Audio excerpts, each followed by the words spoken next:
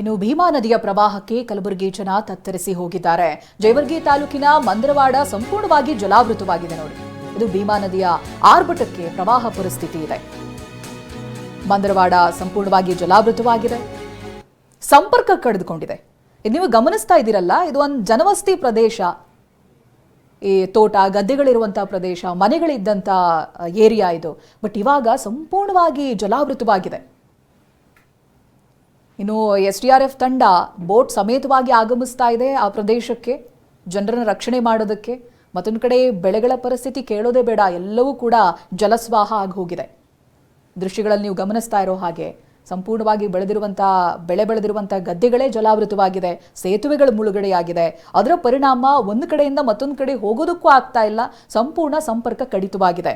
ಇದಾಗಲೇ ಬಂದಿರುವಂಥ ವಾಹನಗಳು ಎರಡೂ ಭಾಗಗಳಲ್ಲಿ ನಿಂತಿರೋದನ್ನು ನೀವು ಗಮನಿಸ್ತಾ ಇದ್ದೀರಿ, ಕ್ರಾಸ್ ಆಗೋದಕ್ಕೆ ಸಾಧ್ಯ ಆಗ್ತಾ ಇಲ್ಲ. ಇಷ್ಟೆಲ್ಲ ಸಮಸ್ಯೆಗಳಾಗ್ತಾ ಇದೆ. ಇದು ಮಂದ್ರವಾಡ ಕಲಬುರಗಿಯ ದೃಶ್ಯಗಳನ್ನು ನೀವು ಗಮನಿಸ್ತಾ ಇದ್ದೀರಿ. ಅರ್ಧಕ್ಕರ್ಧ ಮನೆಗಳು ಮುಳುಗಡೆಯಾಗಿದೆ. ಇನ್ನು ರಕ್ಷಣಾ ಕಾರ್ಯ ಕೂಡ ತೀವ್ರವಾಗ್ತಾ ಇದೆ. ಜೊತೆಗೆ ಸಂತ್ರಸ್ತರನ್ನ ಬೇರೆಡೆಗೆ ಸ್ಥಳಾಂತರ ಕೂಡ ಮಾಡಲಾಗ್ತಾ ಇದೆ. ಅವರಿಗಲ್ಲಿ ವ್ಯವಸ್ಥೆಗಳನ್ನು ಕಲ್ಪಿಸಲಾಗ್ತಾ ಇದೆ. ಮತ್ತೊಂದಷ್ಟು ಕಡೆಗಳಲ್ಲಿ ಆ ವ್ಯವಸ್ಥೆ ಸರಿಯಾಗಿಲ್ಲ ಅನ್ನುವಂಥ ಆರೋಪ ಕೂಡ ಕೇಳಿ ಬರ್ತಾ ಇದೆ.